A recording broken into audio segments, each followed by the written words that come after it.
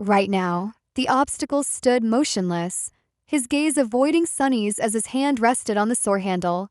As always, the young slave had no understanding of what was going on inside Hero's perfectly shaped head. The uncertainty in the air made him uneasy, his nerves beginning to fray. Finally, after some time, the soldier spoke. "I have only one question." Both Sunny and Scholar stared at him, holding their breath. "Yes," they responded, bracing themselves. "You said that one of us must be sacrificed to save the other two. Why him? From what I see, you are far closer to the grave." Sunny, unable to resist, thought, "A great question. I was just about to ask it myself." He turned to the older slave, trying hard to suppress a mocking grin, but to his dismay, Scholar was already prepared with an answer.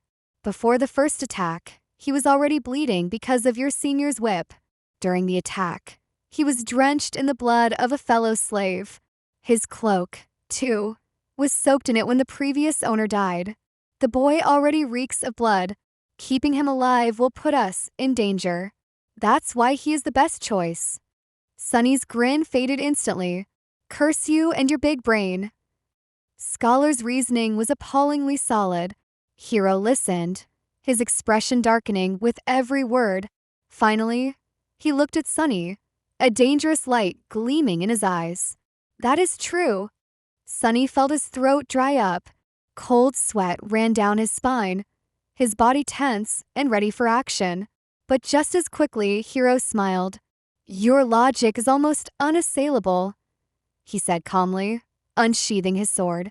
"However, you failed to account for one thing." Scholar raised an eyebrow, trying to hide his own unease. "What might that be?" The young soldier turned to face him, his smile disappearing, replaced by a thick, palpable killing intent. "It's that I know who you are, Your Grace. I also know what you've done, and how you ended up a slave. Just one of the revolting crimes you've committed would be enough to make me want to kill you. So if anyone deserves to be sacrificed, it's you." Scholar's eyes widened, a look of disbelief crossing his face. But the smell of blood." "Don't worry about it," Hero replied with a cold smirk. "I'll make you bleed enough to overpower whatever residual scent the boy carries." In an instant, Hero lunged forward with a speed that seemed almost inhuman.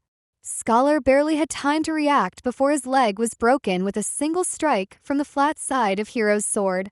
Without missing a beat, Hero stomped on his other leg, and a sickening crack filled the air. Scholar's shriek turned into a sobbing howl. Just like that, Scholar was finished.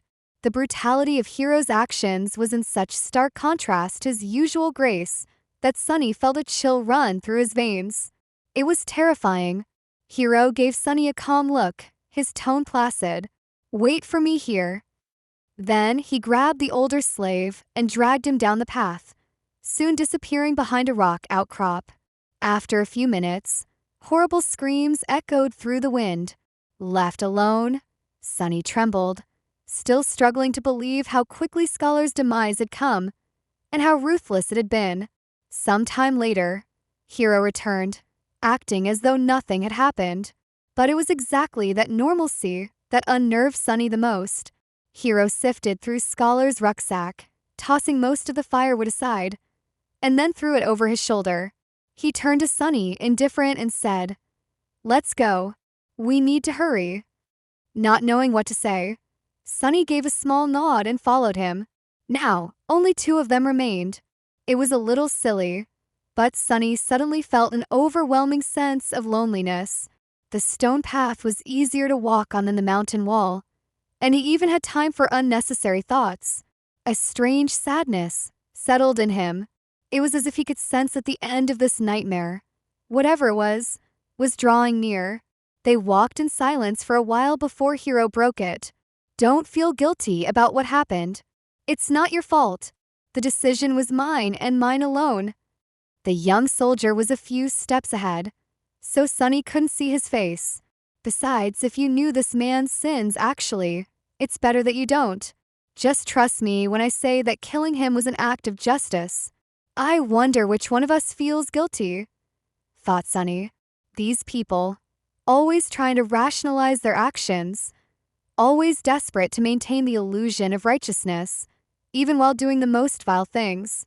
Sunny hated their hypocrisy. Not receiving an answer, Hero chuckled. You don't like to talk, do you? Well, fair enough. Silence is gold.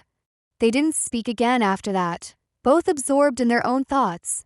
As the sun began to set, painting the world in shades of crimson, the high air turned crisp, pierced by streams of scarlet light. Below, a sea of maroon clouds rolled past the mountain. The stars and moon began to appear in the vermilion sky.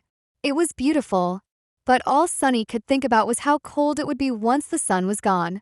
Before that could happen, Hero found them a shelter. Hidden behind tall rocks, a narrow crevice in the mountain led to a small cave. Grateful to be shielded from the piercing wind, they explored the crevice and found refuge. Sunny moved to unbundle firewood, but Hero stopped him with a shake of his head. Today we will camp without making a fire. The beast is too close. Though camping without a fire wouldn't be pleasant, it was preferable to the alternative. Sunny sat, leaning against the wall of the cave. Hero settled across from him, his expression downcast and thoughtful. It was clear that Hero was in an unusual mood, and it was obvious from the fact that for the first time, he didn't care for his sword after making camp. As the sun disappeared, the cave plunged into darkness. Sunny could still see perfectly, but Hero, now blind, sat in the shadows, his noble face appearing sorrowful in the dim light. After some time, Hero spoke in a quiet voice. You know, it's strange. Usually, I can feel someone's presence even in absolute darkness. But with you, there's nothing. It's like you are just one of the shadows. There was only silence in response. Hero smiled. Are you asleep? The question echoed in the darkness, and for the first time, Sunny felt an unusual intimacy between them. The darkness somehow gave him the courage to speak. Why? Are you waiting for me to fall asleep before you kill me? Or will you do it in the morning?